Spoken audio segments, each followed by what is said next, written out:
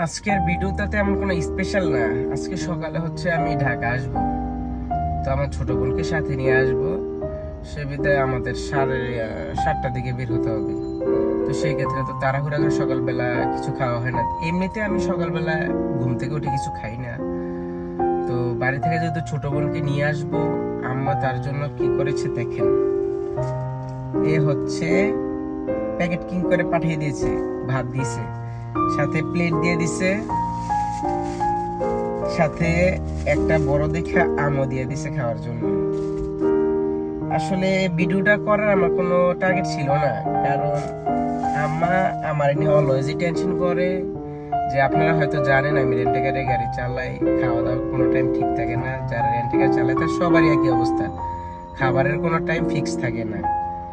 তো সেক্ষেত্রে উনি সবসময় টেনশন করে খাওয়া দাওয়া করি না ঠিক মতো। ওনার কথা একটাই, খাওয়া দাওয়া করি না, আমি কালো হয়ে গেছি, শুকাই গেছি, ঠিক মতো খাই না, চেহারা নষ্ট করে ফেলছি।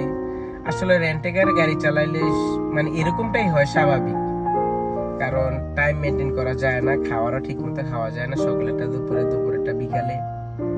ওইটার সাথে একটা অভ্যস্ত হয়ে গেছি আর কি। সো মানে বিষয়টা অনেকটাই ভালো লাগছে, যা বলে প্রকাশ করার মতো না। মা তো মাই হয়, তার ভালোবাসা তো পৃথিবীর সর্বোচ্চ। তো সেই ক্ষেত্রে আর কি ভাত দিয়ে দিছে, এখানে তরকারি দিয়ে দিছে, সাথে প্লেটও দিয়ে দিছে, যেন আমি টাইম মতো খাবারটা খেয়ে নিতে পারি আর কি। তো এখন আমি মোটামুটি এয়ারপোর্টের কাছে বসে আছি, তো এখন একটু অবসর সময়। তো আমি সকালের নাস্তা আর মায়ের দেওয়া ভালোবাসা একসাথে খেয়ে নেব। আমার অনেক পছন্দের তরকারি, পেঁয়াজ দিয়া ভুনা করা তরকারি, সাথে চিংড়ি মাছ, ইচা মাছও বলা যায় আর কি, খুবই ভালো লাগে কষানো তরকারিটা। আর ওই বাটিতে রয়েছে ভাত। ঠিক আছে, খাওয়া দাওয়া করে ফেলি।